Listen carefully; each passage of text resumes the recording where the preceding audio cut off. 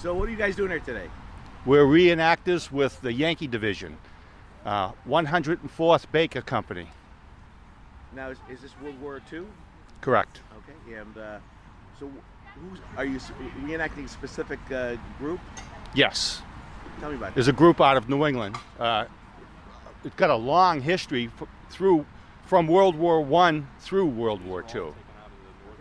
And what was there a specialty they had, or what did they do? Well, we generally were with Patton's army. We assisted Patton, and he was very highly respected the Yankee Division.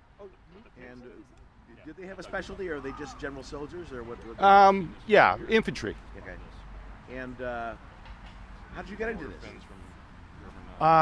Friend recommended it, and I was just telling these guys I started off with an M1 helmet, and now we have guns and Jeeps, and it got quite expensive.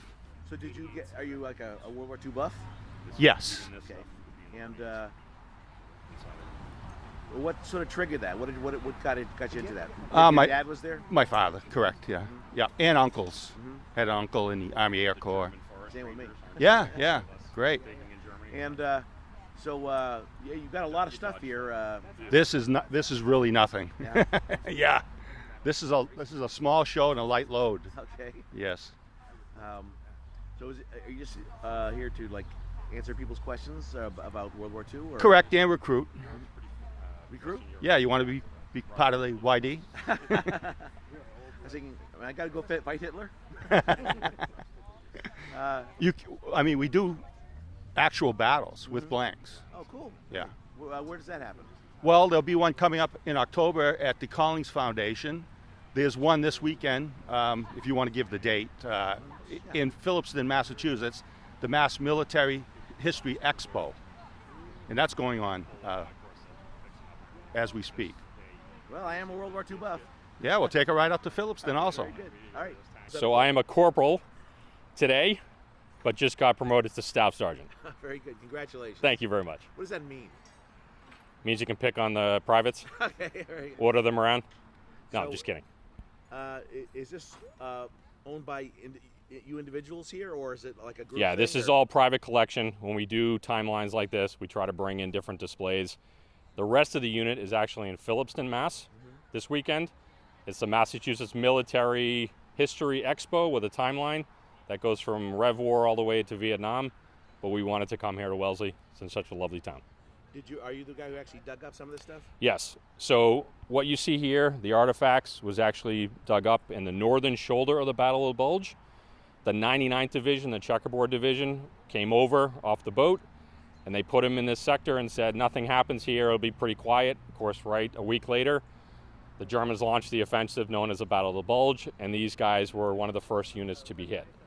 So what you see here are various artifacts. You can see ration tins that still survived. These are coffee packets, lemonade packets. This is shrapnel. So this is what is flying through the air when the German mortars and bombs are hitting. These right here are from an actual American pack that you see to your right. And of course, these right here are called end blocks. This actually holds the ammunition. And I found these sort of just like this. Put right together like this, 4 apart, buried.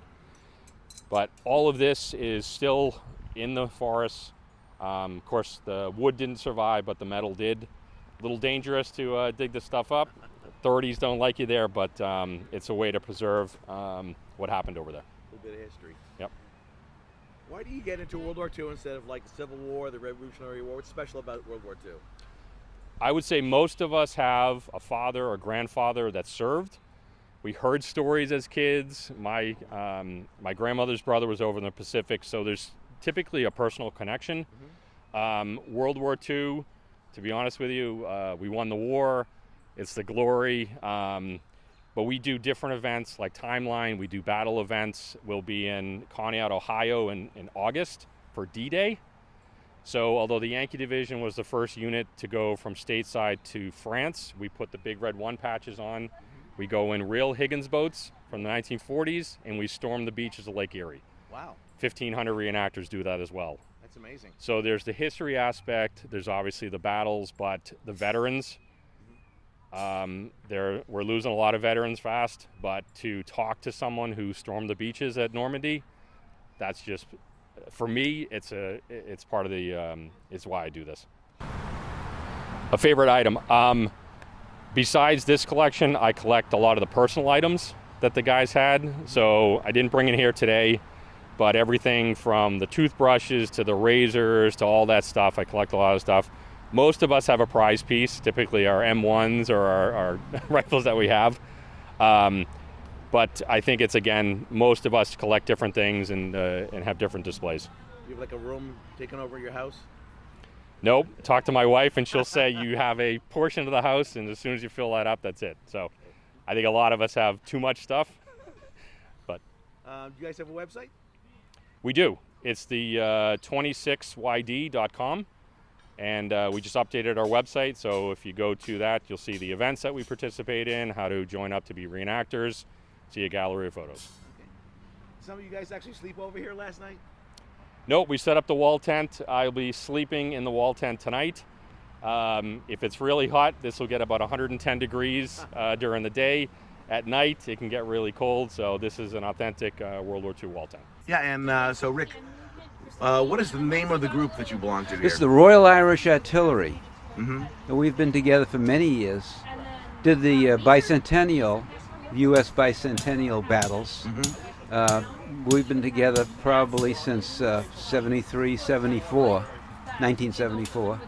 and have traveled all over the eastern seaboard doing battle reenactments. We also do educational demonstrations like this one. Mm-hmm.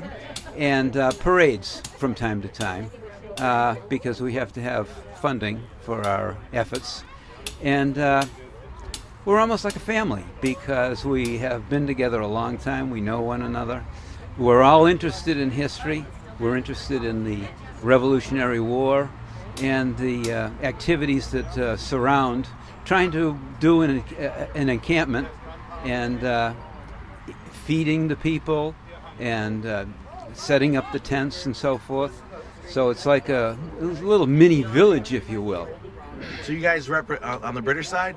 We are on the British side because we're called Royal Irish because, of course, Ireland was part of the full Ireland was part of the British Empire until after 1919, when the southern part of Ireland became independent. But of course, northern part is still part of UK.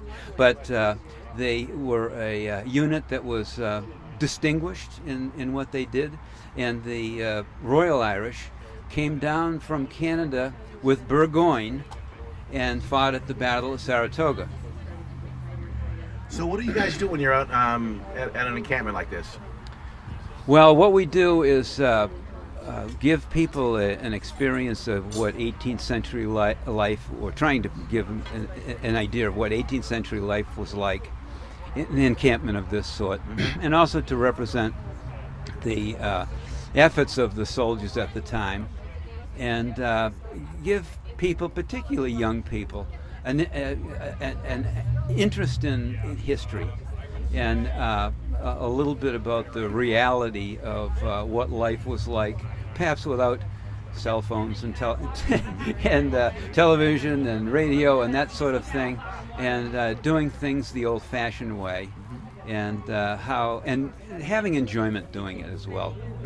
How did you get interested in this?